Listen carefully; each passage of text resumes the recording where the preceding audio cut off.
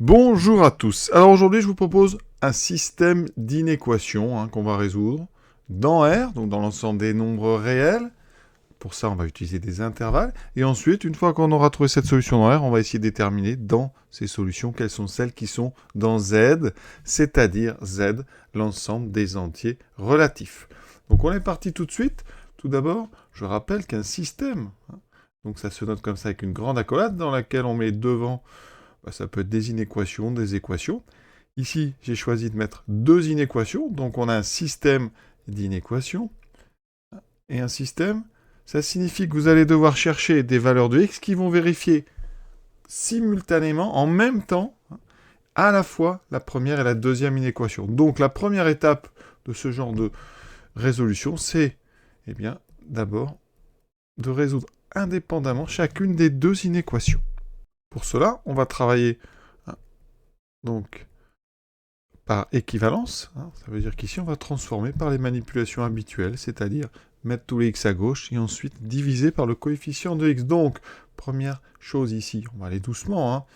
On a 4x à gauche, un 2x à droite. On va devoir enlever le 2x qui est à droite. Donc, des deux côtés, j'enlève 2x, ce qui fait qu'à gauche va apparaître en compensation un moins 2x. D'accord? Le symbole dans ce genre d'opération ne change pas. On ajoute ou on retranche juste un nombre des mêmes côtés, ça ne change pas l'ordre. En même temps, on avait un moins 2. Ce moins 2, il m'embête bien à gauche, donc je vais devoir ajouter des deux côtés plus 2. Et donc en compensation, on va avoir de l'autre côté. On avait déjà ce 4 qui était là, c'était un plus 4. Vous pouvez même laisser le plus si vous voulez devant. On aura 4 plus 2. D'accord? Le plus 2, ici, compense ce moins 2 qu'on avait de l'autre côté. Et on fait pareil avec la deuxième inéquation. On a 3x, on a 5x ici. J'enlève de deux côtés 5x, donc j'ai un moins 5x qui apparaît à gauche pour compenser la disparition du 5x qu'il y avait à droite. Et ici, on a un plus 7 qu'on va enlever à gauche, et donc on va compenser avec un moins 7 à droite. Ensuite, on réduit tranquillement ces petites choses. Donc ici, on va faire 4x moins 2x. Donc des x, j'en ai 4 moins 2, j'en ai 2. Donc j'ai 2x, plus petit que 4 plus 2, 6. Et 3 moins 5, ça fait moins 2. J'ai ici moins 2x, plus petit que moins 3 moins 7, ça fait moins 10. Attention, quand on ajoute deux nombres négatifs, ça donne un nombre négatif. On ne confond pas, s'il vous plaît, avec la multiplication. Moins 3 plus moins 7, on l'écrit en fait moins 3 moins 7, ça fait moins 10. Si vous faites moins 3 fois moins 7, ça fera effectivement plus 21. On écrira tout de suite 21. Donc à ne pas mélanger, ça c'est très très important. Maintenant, on est dans la deuxième étape, celle qui pose des problèmes. Ici, on va devoir se débarrasser du coefficient 2 qui est ici et du coefficient moins 2 qui est là. Quand je dis coefficient, c'est important, je n'emploie pas n'importe quel mot. Un coefficient, c'est quand ici, entre les deux, vous avez une multiplication qui est implicite, c'est-à-dire qu'elle n'est pas écrite, mais c'est une multiplication. Donc, pour faire disparaître ce 2, vous le savez bien, on doit diviser d'abord par 2. Et quand on divise par un nombre positif, on aura x à gauche, ça va enlever le 2. On aura 6 sur 2 à droite, mais l'ordre ne change pas. D'accord? L'ordre ne change pas quand on divise par un nombre positif. Par contre, ici, on a moins 2. Et moins 2, c'est un nombre négatif. Donc, quand on va diviser par moins 2, à gauche, il va me rester x. À droite, il va me rester moins 10 sur moins 2. Vous laissez le moins 2. Par contre, ici, l'ordre va changer. On avait plus petit que, on doit mettre plus grand que. Très, très important, cette étape. On change l'ordre quand on divise par un nombre négatif. Ici, on fait les petits calculs. Donc, 6 sur 2, ça fait 3. Moins 10 sur moins 2, alors les moins vont s'annuler entre eux, en fait. Ils se simplifient, ça fera plus 10 sur plus 2. Donc, 10 sur 2, ça fait 5. Et maintenant, voilà. Que fait-on de ces deux petites inéquations?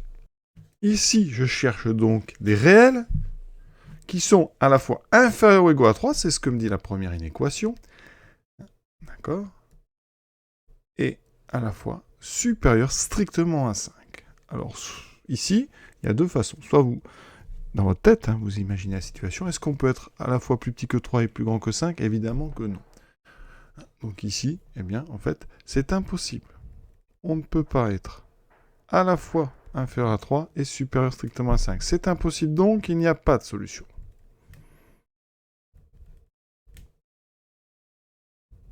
Et quand il n'y a pas de solution, bah soit on le dit comme ça en français, soit on met S égale avec ce symbole ici, un rond barré, qui signifie ensemble vide. Ça, c'est le symbole, ceci, symbole de l'ensemble vide. Et l'exercice est terminé. Alors avec des petites explications pour aller un peu plus en profondeur. Ici, on avait dû représenter les deux ensembles. Là, je mets 3, je mets 5. X inférieur ou égal à 3. On est donc...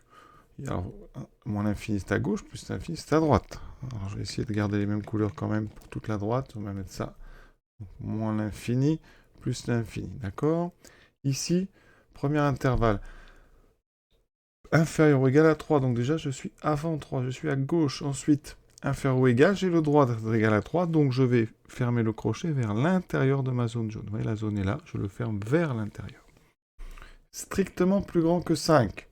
Donc je suis plus grand donc à droite.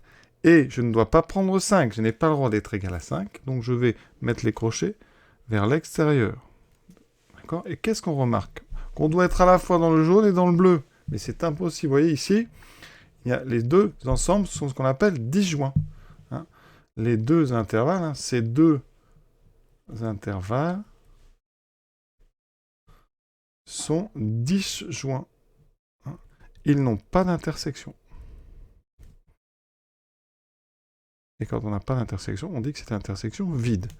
En termes d'intervalle, on va dire quoi? La zone jaune, c'est-à-dire l'intervalle moins l'infini 3, inter, donc la zone bleue 5 plus l'infini, eh bien ça, comme les deux sont disjoints, on va mettre ensemble vide. D'accord? Voilà en termes d'ensemble ce que ça donnerait. Conclusion donc. Dans R, on vient de résoudre sur la droite des réels, dans R, il n'y a pas de solution. Quand on résout comme ça en utilisant la droite des réels, on résout dans R. Et si on veut résoudre dans Z, eh bien ici, c'est particulier parce que Z, c'est les antirelatifs. Les antirelatifs, c'est inclus dans le réel. Et donc, s'il n'y a pas de solution réelle, il n'y a pas de solution relative ici. Enfin, pas d'antirelatif solution. Donc, ici, dans Z, il n'y a pas non plus de solution. Il n'y a pas non plus